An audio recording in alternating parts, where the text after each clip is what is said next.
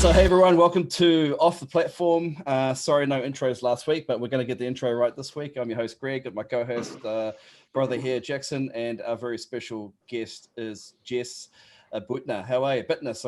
Fuck, I did my research on this one too. Oh shit, Jess Buettner. Sorry about that. Welcome to the podcast. Yeah, happy to be here. You're not the first ones to say my last name a little bit off, and you know what? It's not pronounced the way it's spelled anyways, so What is it? You're all good. Is it French? It's French? German, actually. Oh, German. So what's the correct pronunciation? So we can do some flash editing, maybe. I don't know. I'm not real German myself, so I can't really say it correctly, but I think if I was to say Bittner, it should be spelled differently for sure. No worries. I guess you've had a lifetime of people getting it wrong, eh? So. Oh yeah, I just let people say whatever they want to say. Yeah, my last name is Terrell, but some people say Terrell. I don't give a shit. I'm like, yeah, that's me. All good. Yeah. Yeah. That's me. Jackson's last name is Hinch, but you've had Minge before, haven't you, mate? That was, yeah, the Serbians don't know how to spell. Yeah, so it was Jackson Minge, which I don't know about in Canada, but that's a dirty word. Yeah. Yeah, no, we were in Serbia and it was on the hotel door. We had like named hotel rooms and it said Jackson Minge. And it was on my fucking certificate from the competition as well. Oh man. No good. Nice. No good. So for those who don't know, Jess is you're 25 now, eh? 25. I was trying to figure out when your birthday was based on actually 26. Woo! I'm old now. 26. Nice one, Greg. Well, yeah, Good one. sorry about that. Good one. Hey, Nice no. If you go under, yeah, that's what I'm saying. Well done. If I said 30 something, no. Okay. 25 years old from Canada. He's got a brilliant lifting history that dates back to 2014, Jess. That's correct, eh? That's when you made your big debut, or according to Open Powerlifting anyway. Yeah, I think so. With the CPU in the Saskatchewan, the provincials. Here you go. Oh, Jesus. I want to hear it. Say it. That's the province that I live in. That's part of Canada. Saskatchewan.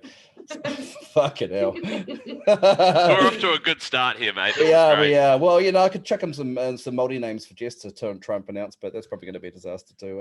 I should probably get it right. So Saskatchewan, you fucking say it, Jess. Tell us how you say it. It's Saskatchewan. Saskatchewan, that's the one. I knew there was a different way to roll off the tongue. Saskatchewan provincials and the juniors came in at 19 years old and smashed out a 352 kilo total, which how many years later now? We're 6-7 years later, smashing out a 562 kilo total at the Canadian Nationals and smashing it out some big totals at the IPF Worlds, which almost seemed like a distant memory now, eh? So when was the last time you went to an IPF Worlds? It was about 2019, wasn't it? Yeah, 2019. It does feel like it doesn't feel that long ago because it was one of my last meets that I did, but it also feels like ages ago in some ways. Because how's 2020 been for you in Canada? Because you guys have been pretty much locked down quite tight for a while. Well, actually, the part that I'm in is in the middle, like real far away from Toronto. So there's not a lot of population here. So we were only locked down for maybe about a month or so at the beginning, and then everything was open. We just have to wear a mask. It's still open right now. We just can't really travel too much. Yeah, so that part has been different for me because I usually travel a lot for powerlifting and just for fun too. But last year for me, actually, it was weird not having any powerlifting meets. Like I got the last one in, which was Canadian Nationals in, I think like March 7th or something like that. And then everything shut down the week after that. So I really lucked out with that last comp. Hit the best comp of my life, actually, my best total. And then everything got shut down and it was real weird from there. And then I started lifting in my living room and yeah, I think we all know what happened after that to the rest of the world, but I've been to the mountains a lot and did a lot of hiking and outdoorsy stuff. I even played soccer this year in 2020. Awesome. Like recreationally. We weren't good, but it was fun. Yeah, it's just been different. How about for you guys? Like you guys were really locked down for a long time, eh? Jackson, we've been pretty good, eh? It's been pretty good here in New Zealand. We're just a couple of islands, and so closing off the borders has not been a big deal. And being so far away from everybody has helped as well. Like, and not being a hugely big country with 6 million people. So we had a few lockdowns in 2020, and then there were weeks. Well, months long. I know we asked that question last week, Jackson. I'm like, shit, what was it again? The first one was like 8 weeks, was like 2 months. Yeah. So and that was like, don't do anything. Yeah. Like, just stay at home. Yeah, that was our maximum level of lockdownness. Yeah. And that's it. We're like you guys, but like in the middle of the ocean. So we're even further away from everything else. So we just chill. Yeah. Oh, yeah. Pretty good. Oh, that's cool. You know what? I actually managed a trip to New Zealand in February of 2020. Oh, yeah.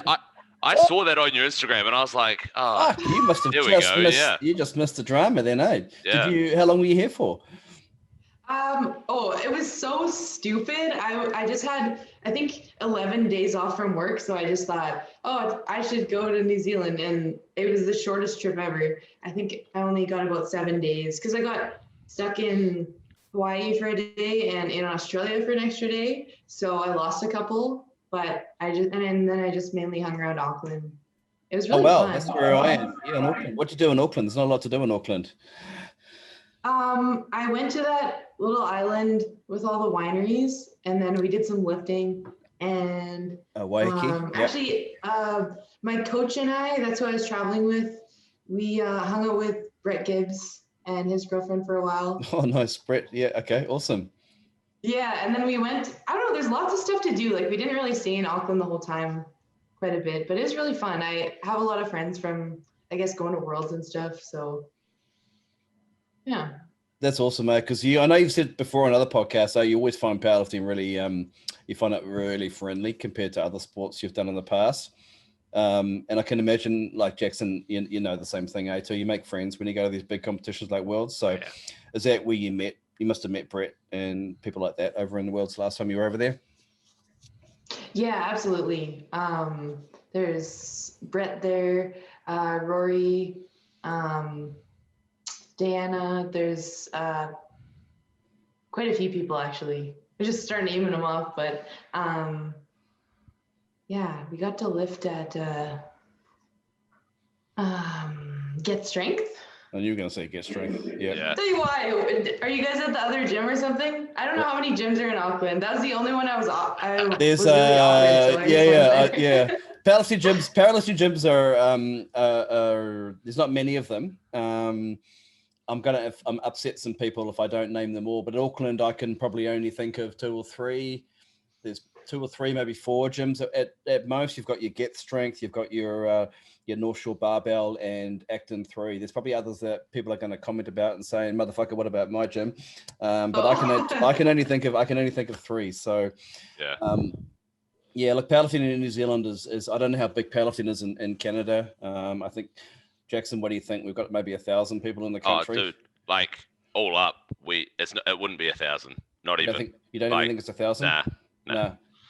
I would say 800, something like that, maybe 850. Like very, very few people. Yeah. All the strong guys get put into like rugby and stuff, or like athletics. No one cares about lifting. That seems. I mean, oh, sorry. Go ahead. Do you go ahead? I was just going to ask you. You've got that background too, track and field. Yeah, track and field. I was gonna say that's the vibe I got. Definitely, not a ton of powerlifters. Definitely a very niche sport in New Zealand. Although it's definitely getting more popular in Canada. I'd say there's powerlifting gyms that have like Alico equipment, fully decked out in middle of nowhere kind of places in Canada. Some of them, so it's growing. But yeah, I do have the track and field background. That was my main one. I played soccer for quite a while too, but mostly just track, like throws were my main thing. Even pole vaulted for a while. And then you had the accident with the snowboard, eh? Yeah, I was dumb, and it was on the smallest little ski hill too. I was just bored, and I did a jump, and I fell really hard, which would have been fine, except my boot was loose. Like I forgot to do it all the way up, and then my ankle just got cranked all the way over, and it was a high ankle sprain that lasted me a long time. And that was the end of the pole vault, eh? Yeah. Yeah. No more running. Not the same, no. I was definitely limping a little bit for like months. So. But then you found powerlifting.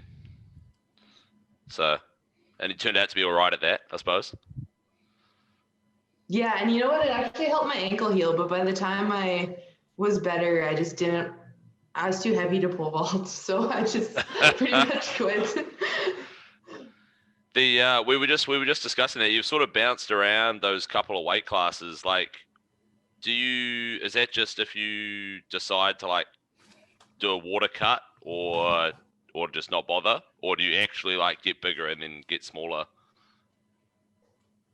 I definitely do a body weight cut for every single competition. Right. Actually, going to New Zealand before Canadian Nationals was a bad choice, as I found out calories do count in New Zealand.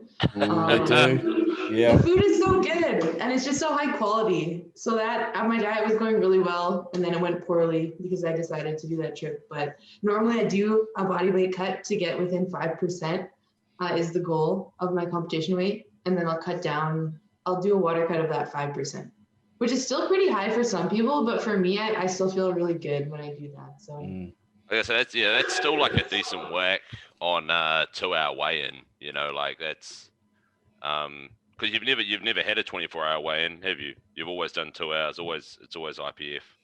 Actually, one meet when I was 18, I think I did a GPC meet. Oh yeah. Shh, don't tell anybody. You know what? They didn't even weigh me though. They just asked what I weighed when I got there, and I was like, "What do you mean?" And then it was nationals. It was GPC nationals in Canada. That's so good. Pretty relaxing, the GPC Federation, Jackson. Yeah. That's so good. So what do you weigh?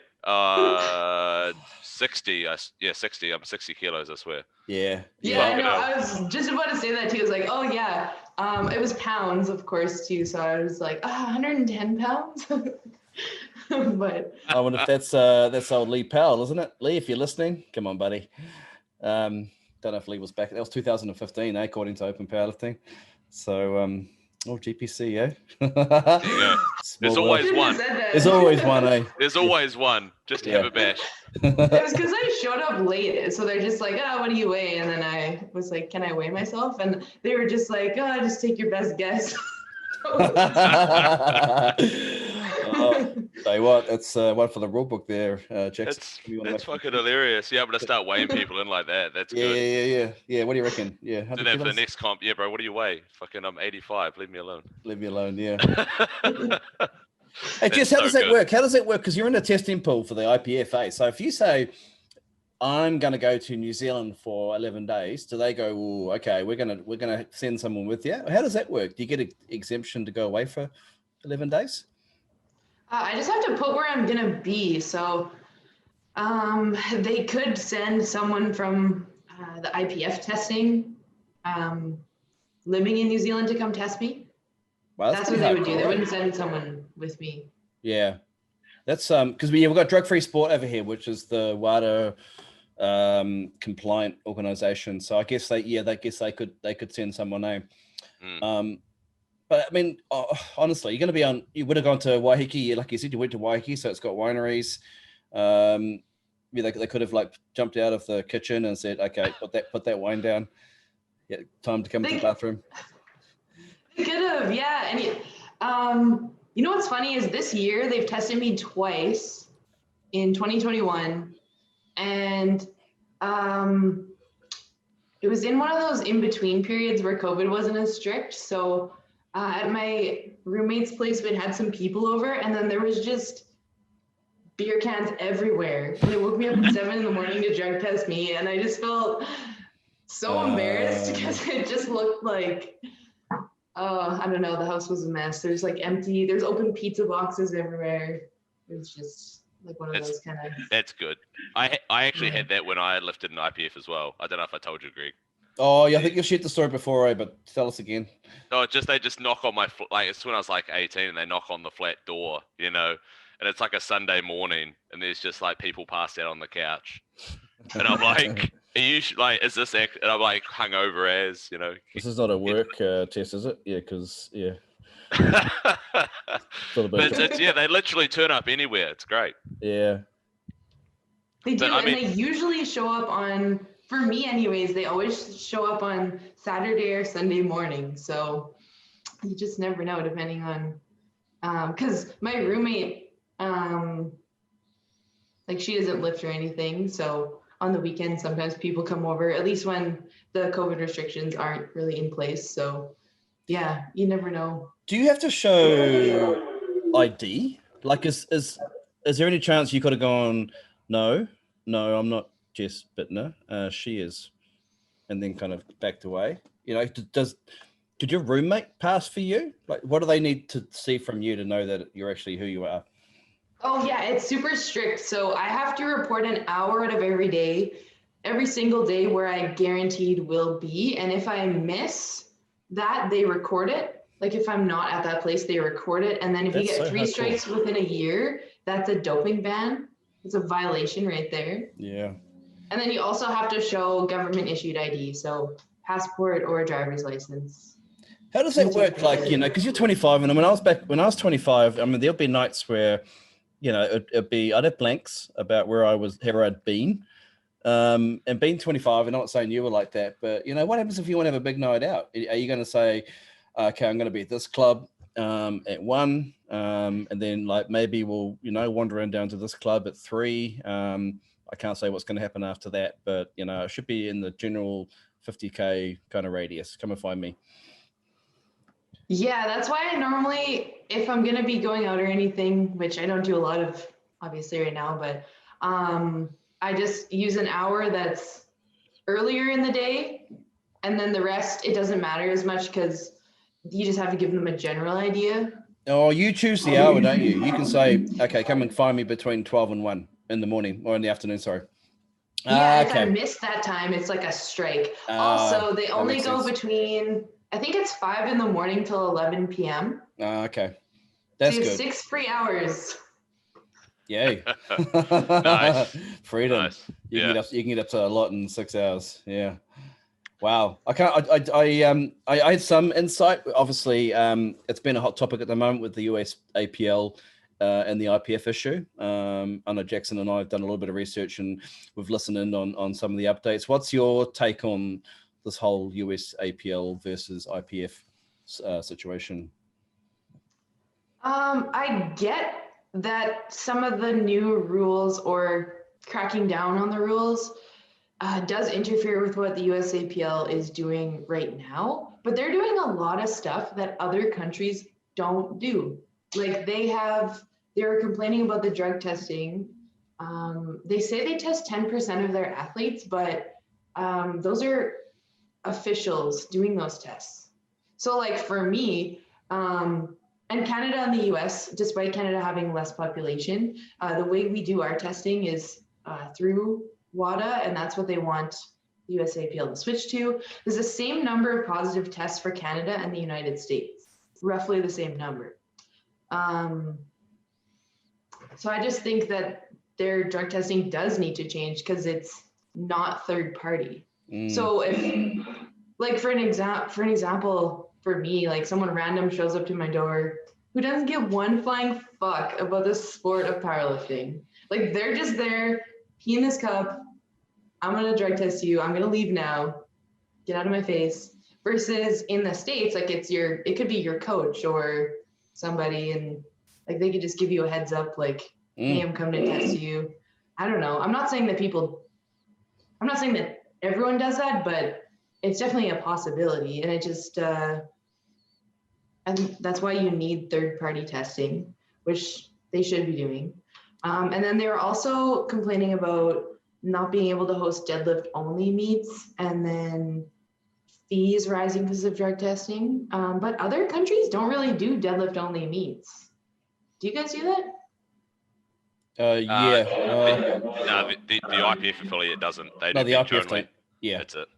Yeah. Yeah, the IPF, I've never seen that in any other country. That'd be cool, but it doesn't really make sense to me. Plus, you could still you could find a loophole and make it not a competition, because and just single lift events are kind of treated as fun events. More often than not. I mean, you can just come in and do a deadlift and have a bit of fun, and the whole it's a half a day, if that, and it's not taken as seriously. I know there's been some debate. Is it powerlifting?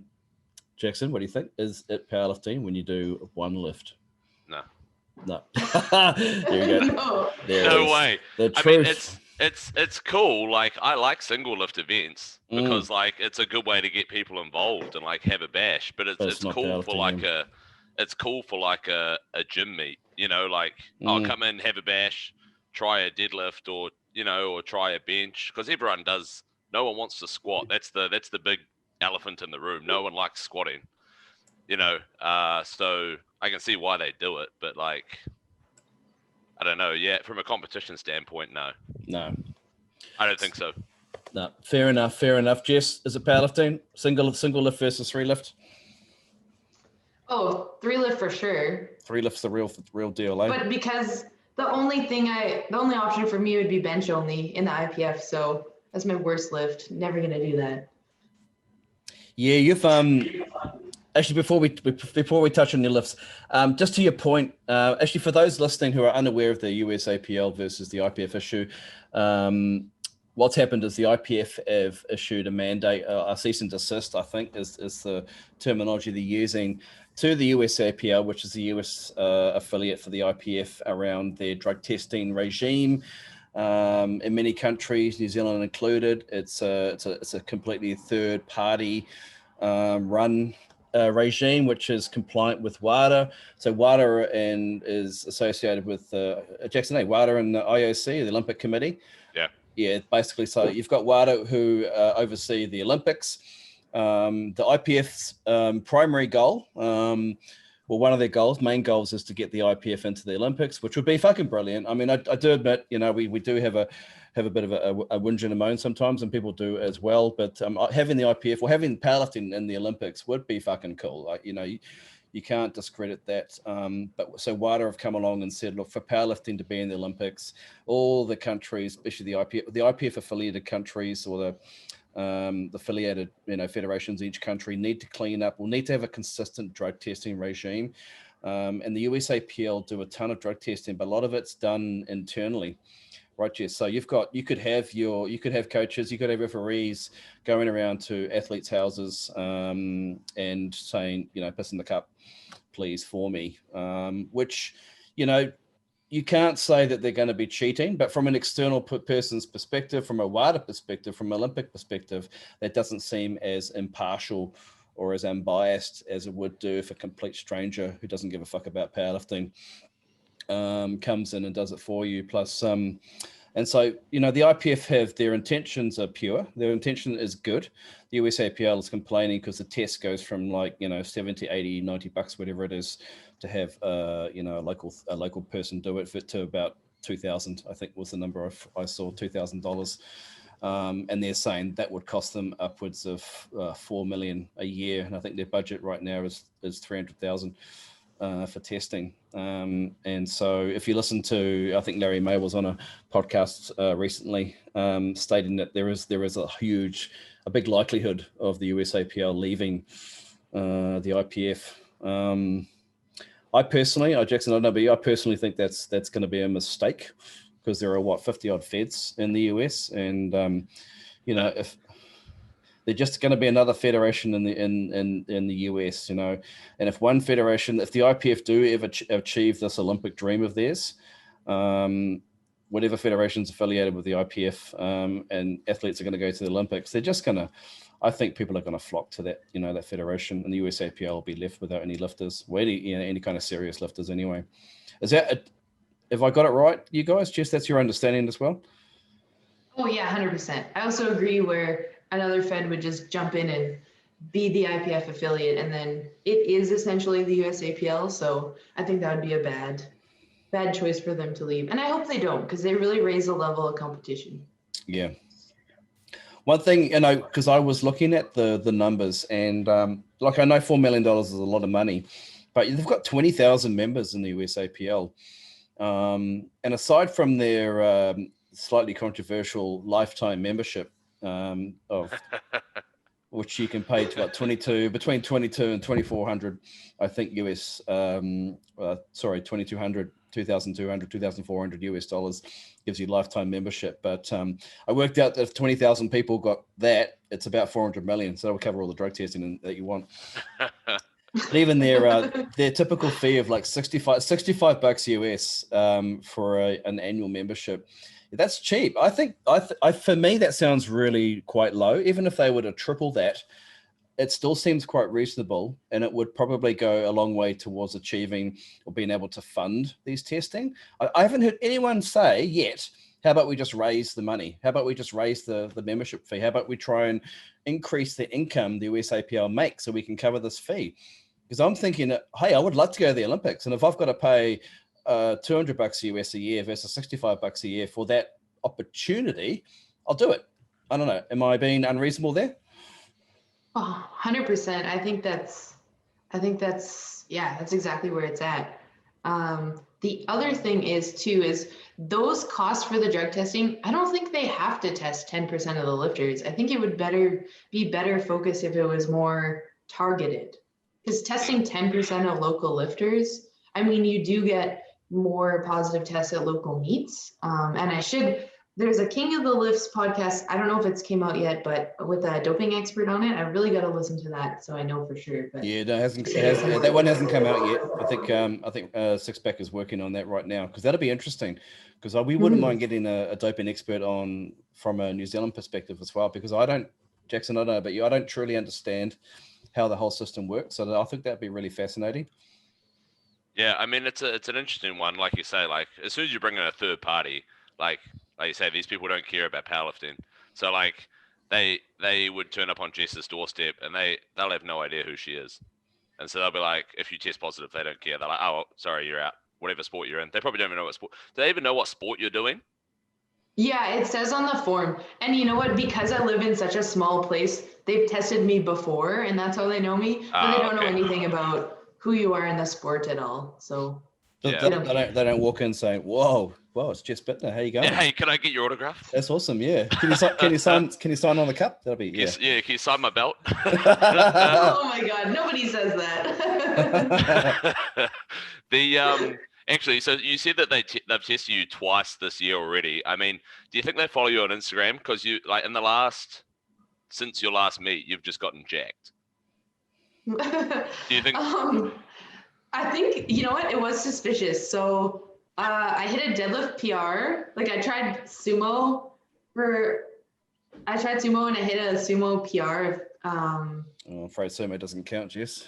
Oh, I don't know kilos. I know it doesn't count. It doesn't count to me, but I guess it counted. Hang on. Says Greg, who doesn't even deadlift. Says Greg, who doesn't even deadlift. No, I'm just jealous because I can't sumo. My arms are too short. And also for reference, Jess has also deadlifted 250 fucking conventional. Oh, we haven't even talked about the lifts here. Yes. Yeah, that is ludicrous. That is one of like the craziest lifts I've seen, actually. I believe, do they call you the Canadian forklift still? I think so. Someone somewhere. Well, I don't know if that's completely flattering, eh? Yeah, I don't know if I was a chick, I don't know if I want to be called a forklift, eh? We're gonna bring it back. Yeah. Someone called me that on Instagram one time, and then it just really stuck. So we're going with it. The forklift, yeah.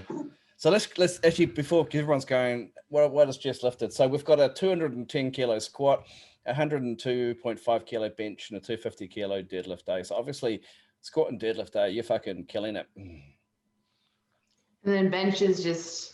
What's going on? Yeah. Bench. Hang on. Tell us about bench. 102.5 is like, that's that you can go into the gym and load on 2 plates. Like in most gyms, you're the alpha dog. If you walk into any commercial gym and do 100 kilos at 72 kilo body weight, a female, they're going to go, wow. Okay. But for powerlifters, I mean, I got a real long wingspan though. Like it's... Jesus, yeah. There's that sumo lifter right there. So when I bench, it looks really funny. Like, mate, we're gonna get a demo here. This is good. People have to watch this video. Give us a demo. Yeah. So you can bench from. Oh, sorry. Go ahead. I was going to say you got these long Yuri Balkan arms, eh? So if you did sumo, can you almost touch the ground standing up? You can almost reach the bar. How far is the bar when you're doing sumo? What do you mean? Like when your arms are fully outstretched and you've got your legs, you got your feet nearly touching the plates. How far do you need to reach down to the bar to pick it up? Given your arms are so long, you must be that far from the bar. Well, I can pretty much. I think I can stand up and grab the bar if I get my positioning right, but it's not my strongest positioning. If that makes sense. So it's not far though. So benching your last outing with the Worlds with IPF, you came up second against was it Kimberly? Yeah. Was it Kimberly? And so I looked at those numbers. You guys are neck and neck. I mean, you can squat more. Your deadlifts are nearly on par, but she's pipped you with the bench. Do you have any? What's going on with the bench? Are you doing something dedicated to bring that bench up? Honestly, I'm just kind of training to keep my strength up. And actually, squats and deadlifts have been going really well. I just did a 200 kilos triple a couple days ago on squats. Nice. Which is, I think I'll hit a 500-pound squat faster than I'll probably hit a 600-pound deadlift now. Sorry, I speak in pounds.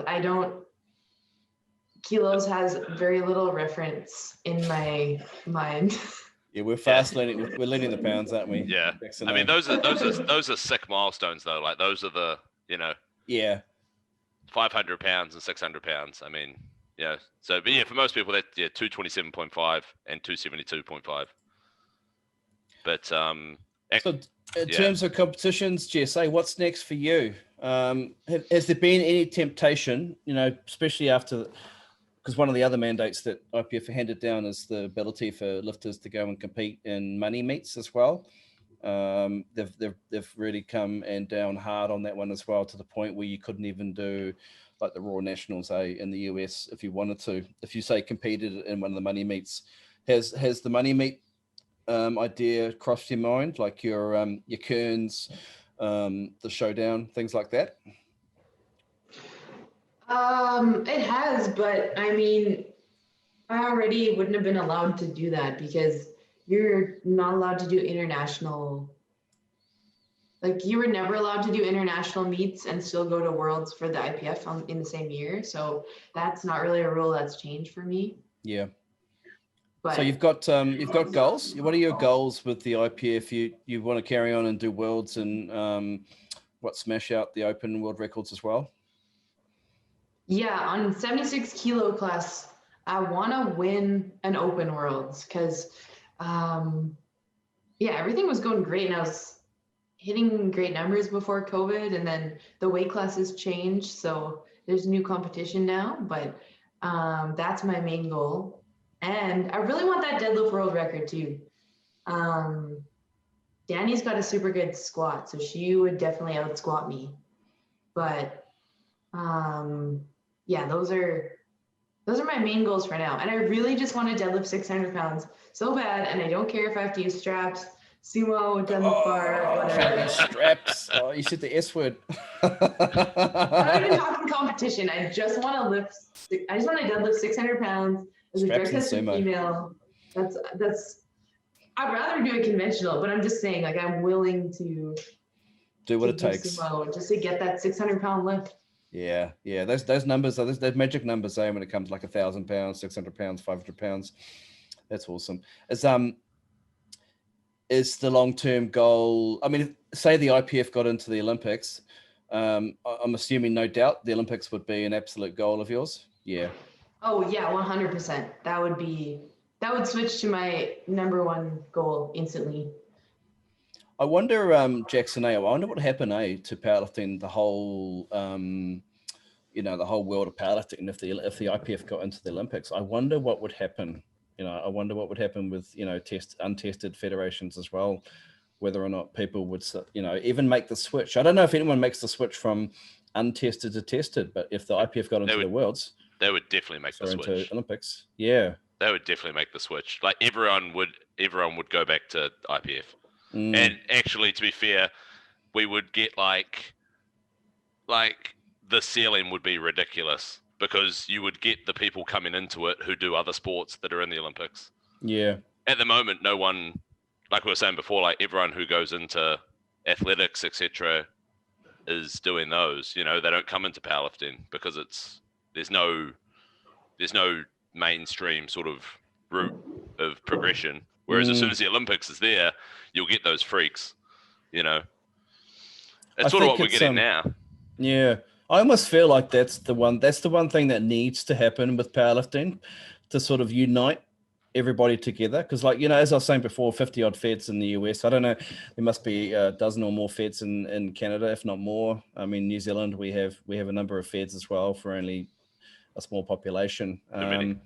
Yeah, but I think if there was one unifying competition, like, you know, bodybuilding, they've got the Olympia, you know, and that you can go and do the NABBA Worlds and so forth. Sorry, NABBA people, but it's kind of like, yeah, come on. The Olympia is like the pinnacle event. So, but if the Olympics was there, you know, that's the pinnacle event. So that the pathway would be really clear for people. That's my opinion as well. That's what I think anyway.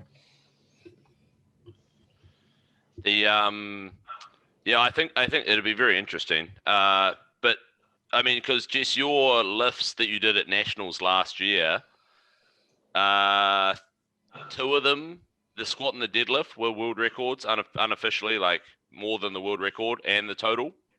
Yep. Is that so?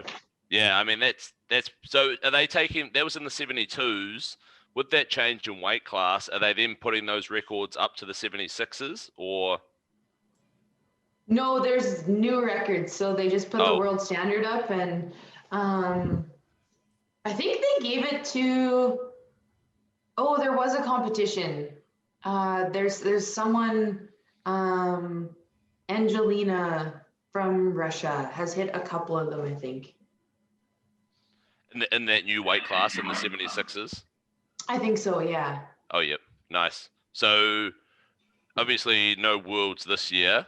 I saw on your Instagram that you were doing a gym comp, going for that 700-pound trap bar deadlift. That'll be hectic. Yeah, that's this weekend. I'm so excited. I'm nervous though, because I've just been doing powerlifting training and kind of training on the side for this thing, calling it the CNS Bowl, because I'm going to be absolutely wrecked after. I'll be surprised if that trap bar survives the comp. It's 4 lifts, yeah, from what I've seen. Yeah, it's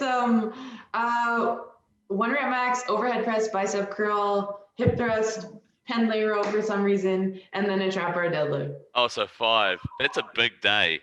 It's a big day. That's a big day. Like, you are going to be spent. The bicep curl cracks me up. I love that shit.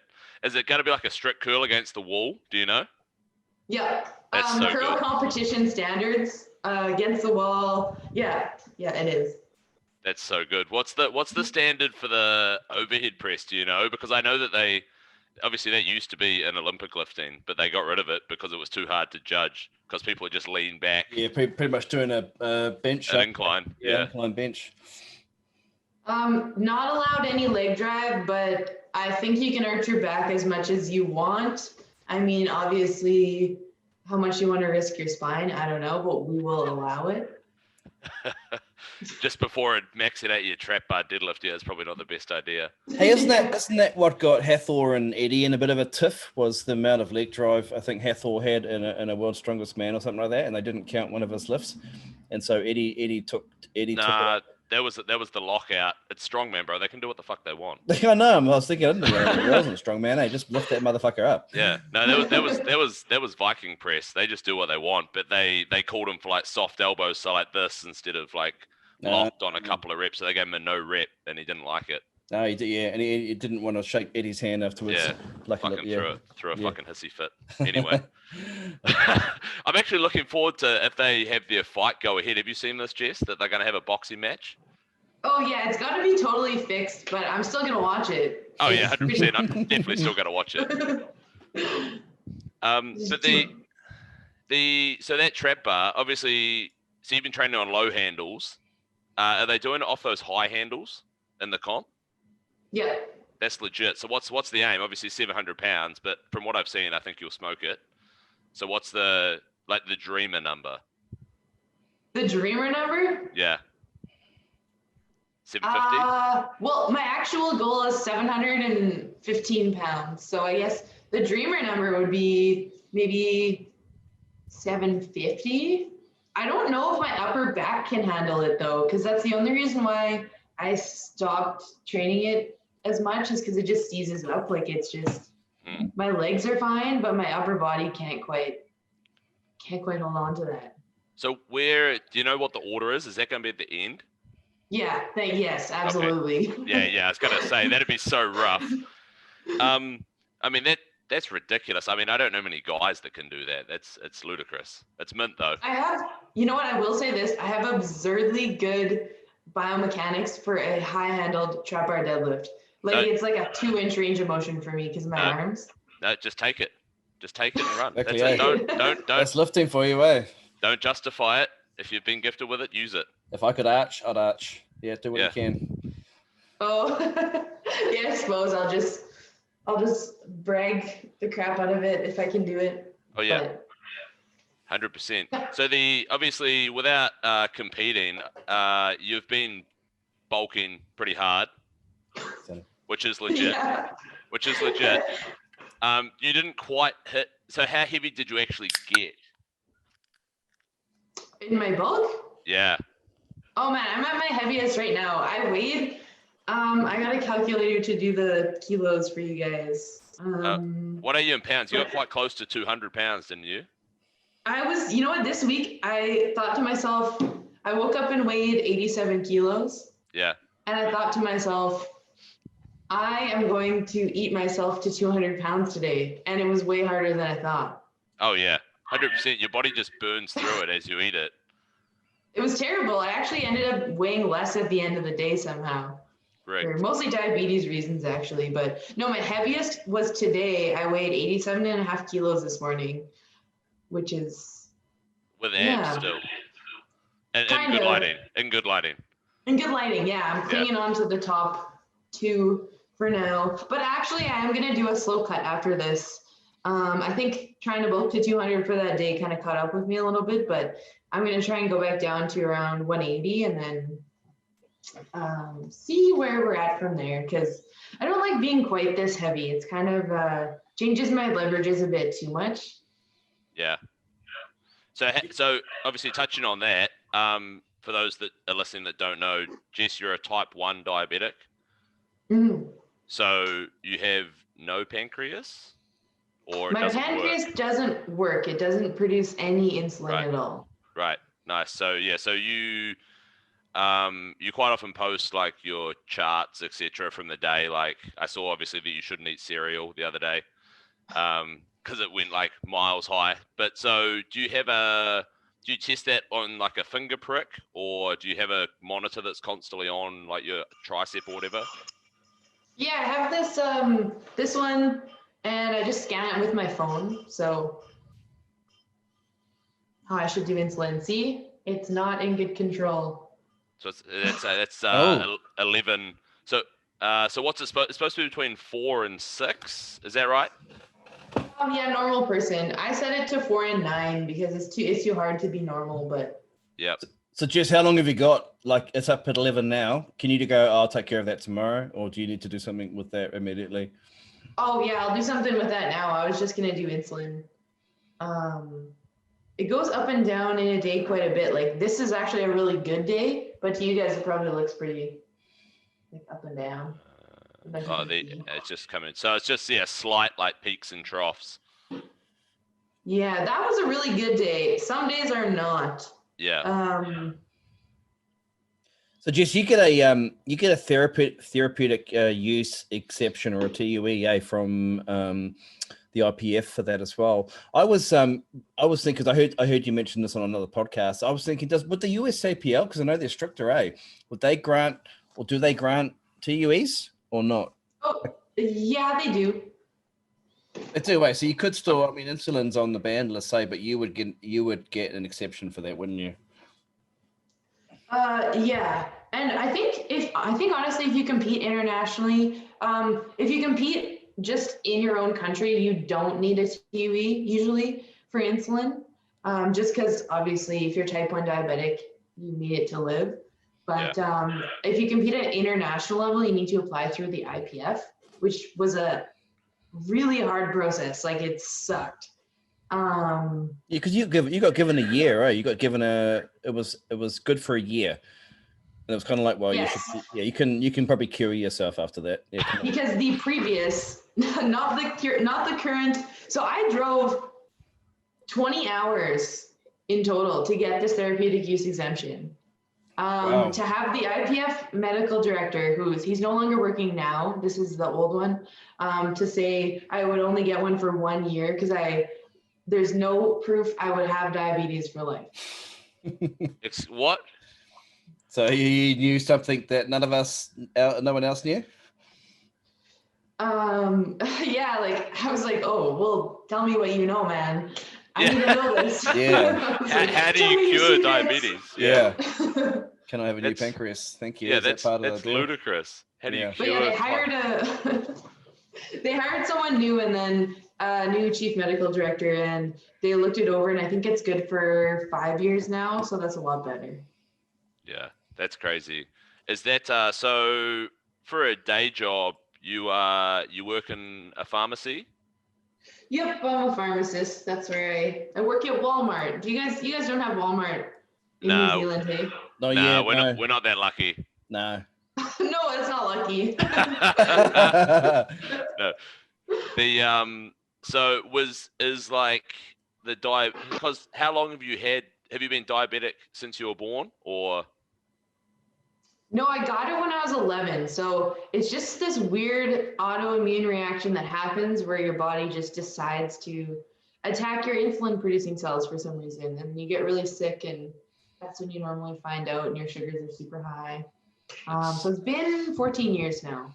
That's super helpful, obviously, of your body. That's meant. So did that sort of spark you to go into like the pharmacy career path, or? I've always been interested in, I guess, science and healthcare. Yeah. My mom actually kind of pushed me into pharmacy because I didn't think I wanted to do it at first, but once I got into it, I did really like it. So thank God for that, because. Hey, finally, our parents get something right. Yeah. I feel like it's one of those things that like you're like, nah, you don't know what you're talking about. You don't know what you're talking about, but they usually do. Yeah. Yeah, like I got out of school and got a job right away, and I was like, thanks, Mom. This is a good idea. That was a good call. You did know what you were talking about, damn it. So Jess, because you include that on your profile, in your Instagram, do you get a lot of people coming in asking questions about diabetes? Like, do you have a message that you'd like to share with people around, lifting and having, been type 1? Well, yeah, I usually say that there's nothing you can't do with type 1 diabetes. It's just, you always got to know that it's just going to be more difficult, but that's absolutely no reason why you shouldn't do it. And yeah, I do like to answer questions about diabetes on Instagram. Those are the DMs that I do respond more to. So I don't respond to a lot of DMs anymore because well, thanks for responding to us. I was gonna say I'll count myself lucky. Yeah. Oh, Jackson, made the cut. You must get. What kind of DMs do you get? I mean, what's Instagram life like for you?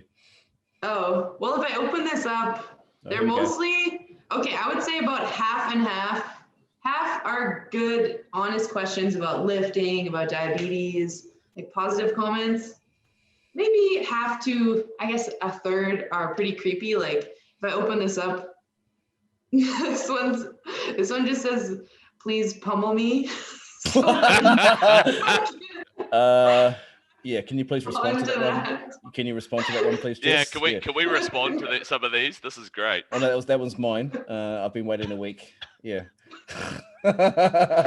Dude, I swear to God, people think Instagram DMs are like the place to do it. Like, I get some weird shit as well. Probably You, it wouldn't be as not as crazy. Not like, obviously I'm a dude, so like I wouldn't get the weird shit that Jess would. But like you get. Well, I some don't know, weird man. stuff. I can imagine you getting asked to pummel someone, eh? Or Dude, there's definitely a niche. I don't want to. There's definitely a niche. All right. Okay, so here we go. Okay, I have a couple of friends anyways. Like, one is a super heavyweight male, and someone made what's called like a bear kind of fan page for him. That's a thing for That's sure, definitely a especially thing. for powerlifters. Yep. Yeah. That's definitely a thing. This is the kind of niche Jackson? that I'm in, apparently. Jackson? Yeah. Jackson the bear? Or Apparently if I was gay, this is nothing against gay people, obviously, but this is if I was gay, the subculture I would be in is a bear, or more specifically a power bear, because I'm muscular, not fat. Oh, like not like a Power Ranger, like a power bear. We'll run with that, Power Ranger. I almost feel like that's it's a children's cartoon series right there. Dude, like, it's maybe. Honestly, no, I don't think it would be G-rated, bro. Like, yeah. Could you maybe group up with a bunch of other big guys and start a power bear group? Dude, they have those. Yeah, they have those. I don't know how I know, but they have look, those. Man, if this fucking podcast doesn't work, I say, yeah. But I I did change my Instagram name. It's odd. The weirdest. I mean, no, don't. yo, welcome off the platform. You got Power Bear here. Yeah, Greg the Power Bear Turrell. Yeah, I've been thinking I'm cool for about 5 minutes until all the DMs start sliding in. Honestly, the weirdest thing I had was this guy. One of the weirdest things I had, this guy asking me if I could pick people up on my shoulders, and I was like, I mean, probably. Like, people are pretty light compared to like squats, and he was willing to pay me 3 times a week, 4 times a week to go and fucking give him shoulder rides, and I was like, dude, actually, like, this is weird. How far did you get with this transaction, mate? No, he still messages me, man. It's like no replies, and it's just like once every like few months, he's like, "Hey, bro, hey, hi, still looking strong," and I'm like, "This is fucking weird." Wow. That's interesting, because I always have a lot of people like there's one person that I remember would always ask, I'm 60.5 kilos. Could you lift me on your shoulders? And then I would never answer this, of course. And then I'd see another one in like a month or two that said, I'm 61.3 kilos. Could you lift me on your shoulders? So now I know exactly where that would be going. So thank you. Wow. That's it. Yeah, they want you to carry them around on their shoulders. I didn't ask too many questions. So more often than not, Jess, things are pretty good, eh? So you get a bit of love with Instagram. People are quite respectful, because obviously you would be a role model, eh, for many young women wanting to get into lifting. Obviously you're demonstrating all the right things, and you're obviously good at what you do. Thank you. Yeah, I just obviously, like, my community on Instagram is a lot more positive for sure than it used to be too over the years. So I always joke about people saying stuff like what we were just talking about, but it's overall really positive. I still think for women that the internet is just not a great place, and anywhere outside of Instagram or kind of my spaces on the internet is definitely not as positive. I mean, I don't care about whatever people say too much anymore, really. But a lot of other women aren't like that. So, and especially women in strength too. Like, if you look at a male lifter doing a really heavy lift, none of the comments are going to be talking about, but he weighs how much, or but he doesn't look very good. But that's almost all the comments on a lot of female lifters pages when they're doing a heavy lift, especially if they're at a heavier body weight too. So stuff like that still needs to improve as well as people just saying weird stuff in gyms, like commercial gyms. But it's definitely gotten more positive over the years. And I actually think powerlifting, it's a really good, I love powerlifting, everything about it, and the confidence aspect. I think it's a great thing for women especially to do, just because it's not something we are always brought up to do, strength training. Yeah, I feel like a lot of the negativity from guys towards, like, especially women who are doing well at strength training comes from a lot of like insecurities and stuff, like it's which is hard because, like you say, on the internet, like everyone's got a voice, it's some guy on a keyboard who, like, if he saw you deadlift 220 in the gym for reps, there's no way in hell he would come up to you and say, oh yeah, but you're 80 kilos or whatever, you know what I mean? Like, he'd be like, oh shit, he just wouldn't come up to you. Yeah, I left my towel in the car, I've got to go, like, like so it's like, it's hard, man, with the internet, because there's so many people like who are just free to say anything. But I feel like it is getting a bit better. But I don't know. Again, maybe it's just the circles that we end up running in. It's a hard one. I mean, Greg doesn't really know what the internet is, so he wouldn't have seen it. But I got too many DMs in the past.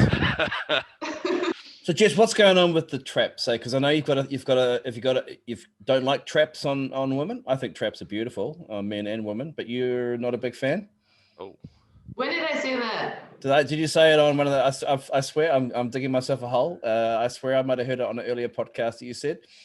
Maybe. Oh, I probably said I was self-conscious of my traps because they just get so massive. Or I used to be self-conscious of my traps.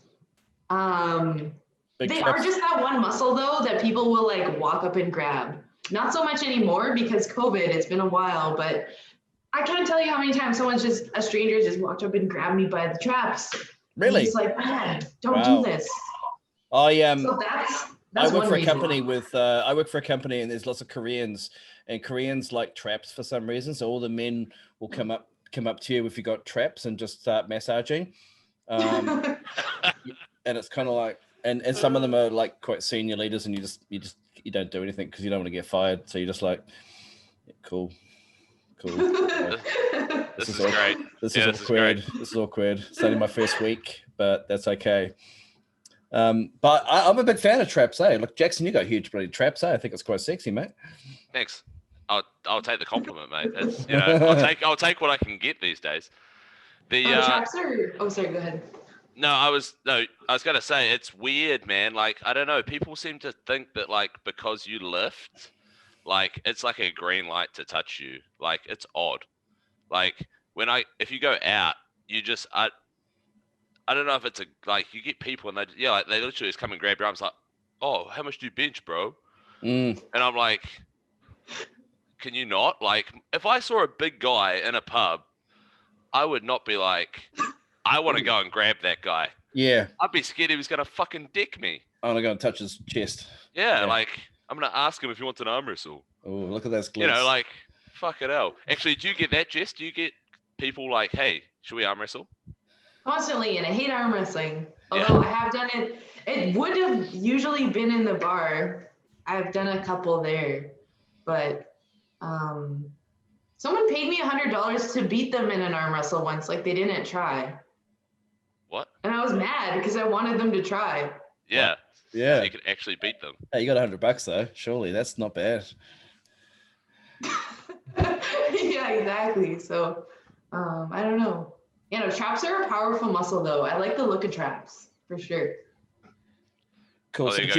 So Greg was just making up quotes. I don't know. I thought I heard it. I thought she said she didn't like traps, and I'm like, what's the story with traps? Because I remember hearing coming back to the USAPL issue, because the USAPL will not like WADA or USADA. Sorry, they randomly target, but the USAPL will target people, and they'll look for. And what I said, Larry, the president, will say we will look for behavior, and he said we'll go for a certain look. And I'm thinking, a certain look, mother, come on, a certain look, What does someone on steroids look like? Obviously pulsing vein in the neck's probably a good sign, but, either the whole trap, people think, well, big traps, got to be on the gear, 100%, got to be on the gear. Let's go and drug test that person. That's so true. Actually, traps are one thing that's a very common comment is women can't get big traps naturally, especially they say women for that. But that's just not necessarily true. And also it depends on your insertions, because if you're doing these heavy lifts, certain muscles are definitely gonna pop off. Yeah, 100%. Yeah, like you need a certain amount of muscle to lift what you lift. Yeah, you're deadlifting 250, you're going to have traps. Come on. Yeah. If you're doing 272 on the trap bar, yeah, that's what it's called, trap bar for a reason. Yeah. Cool. So Jess, what's the plan for you 2021? What are some of the goals you want to tick off your list apart from the 750 on the trap bar? Oh, well, I want that 600 deadlift this year. 500 squat is looking possible too. In terms of competitions, any competitions in the horizon? Nothing in Canada so far, and we're not allowed to compete, so elsewhere. So no. I was thinking of applying for North Americans in Florida in August, I think. Yeah. But I don't know how that's gonna work out because we'll see. It sucks not really having any solid goals anymore, because it would have been try to win worlds, get to Sheffield. That would have been probably number one goal. Yeah, that was going to be huge. That would have been like 250K. Yeah. Yep. Cool. Jess, before we go, any kind of any shout outs to people, any plugs for sponsors or coaches or shameless plugs? Shameless plugs, any kind of beers that you got, Shameless plugs. Well, let's see. I do have to thank my sponsors. I will do a couple of those. Elemental Formulations, Rascal Apparel, Supplement World, Canada. I actually have some YouTube videos with them, but we're making some more too. One of them was an Amrap of 405 pounds on deadlifts. That was really fun. Awesome. How did you get? 20. 20? Damn. Yeah. Jesus Christ. But they were touch and go, like they weren't really deadlifts. Oh yeah, but still, like still what 400 that 20 pounds. Reps on anything sucks, let alone deadlifts. That's gross. That's gross. Oh, and I'd also like to shout out my coach right now is Eric Helms from 3DMJ too. So this programming has been going really well. So give that a shout out. Nice. Yeah. Oh, I guess I want to do an AMRAP. As far as goals we were talking about, I want to do a squat AMRAP at 405 and see how many I can get. Thoughts? Definitely not 20. 12? Maybe, yeah. A Widowmaker, eh? The Widowmaker. Yeah. I wanted to ask, actually, where did you get your t-shirt? That's a hectic t-shirt. Oh, this one is Rascal. That's a creatine neighborhood creatine dealer. That's awesome. That's so good. I was looking at it before. I was like, does that say what I think it does? That's so good. Cool. All right, Jess, it's been a blast having you on. All the best for competitions and AMRAPs and trap bar competitions coming up. Jackson, any final words from you? No, Jess, where do people find you? Instagram, etc. Tags. Instagram at my name, and it's just got a D in front of it. So Jessica Buettner. What? Sorry, hang on. I have to ask this. Why is that? Oh, it was a stupid inside joke with a friend in middle school, but now I just tell people the D is the silent D is for deadlifts. Oh, deadlifts, yeah. Fair enough. Fair enough. Oh, good.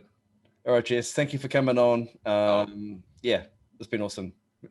Yeah, awesome. Thanks for having me on. Cool. Yeah, thanks for your time.